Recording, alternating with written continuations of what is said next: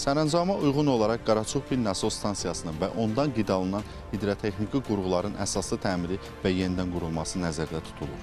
Layihənin məqsədi suvarma sisteminin dayanıqlılığını artırmaq, su itkilərini minimuma endirmək və əkin sahələrinin fasiləsiz su təminatını təmin etməkdir.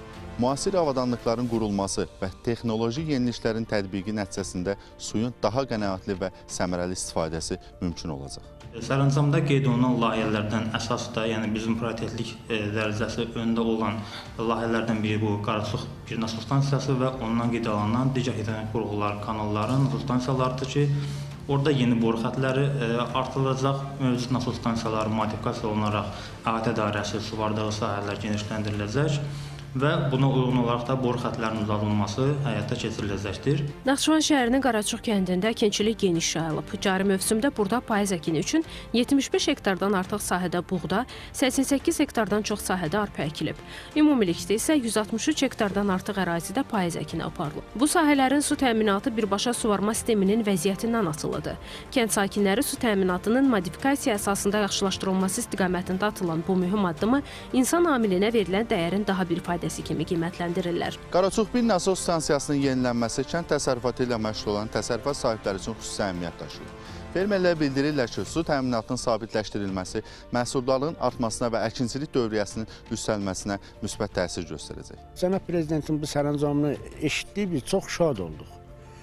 Əkinçiliyimizi daha da genişləndirəcəyik. Əkinçiyə nə lazımdır? Suyu, dəstəyi. Cənab Prezident tərəfdən də, dövlətimiz tərəfində də bizə böyük bir dəstək olunur. Sağ olsun Prezidentimizi bizim üçün sərəncam verib, kənd təsərrüfatı üçün böyük işlər görüləcək. Bundan sonra təsərrüfatımızı da qəşəng genişləndirəcəyik. 7 hektar mən taxıl əkirəm, qəşəngdən məhsul götürürəm, bundan sonra da götürəcəyik. Tədbirlər planı yalnız infrastrukturun yenilənməsi ilə məhdudlaşmır. Sənəd su ehtiyatlarının qorunması, müasir texnologiyaların tətbiqi və idarəetmə mexanizmlərinin təkmilləşdirilməsini də nəzərdə tutur.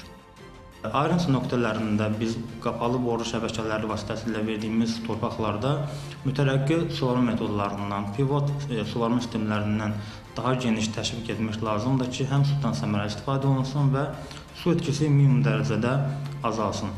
Bu özlüyündə bu kimi böyük, iri həcmli layihələrin həyata keçirilməsi Muxtar Respublikanın kənd təsərrüfatında böyük müstəsna rol oynayacaq. Əhalinin belə deyək də həm məşğulluq səviyyəsi yüksələcək, ərzaq təhlükəsizliyi məsələsi sıradan demək olar ki, problem olmayacaq artıq.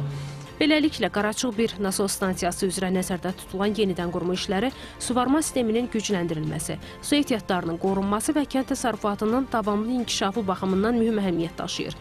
Qəbul olunan qərar regionda sosial-iqtisadi inkişafın daha da sürətlənməsinə xidmət edən mühüm addım kimi dəyərləndirilir. Samiq Nuriyev, xanım Rüstəmzadə, Arzu Sadiqov, NTV Xəbər.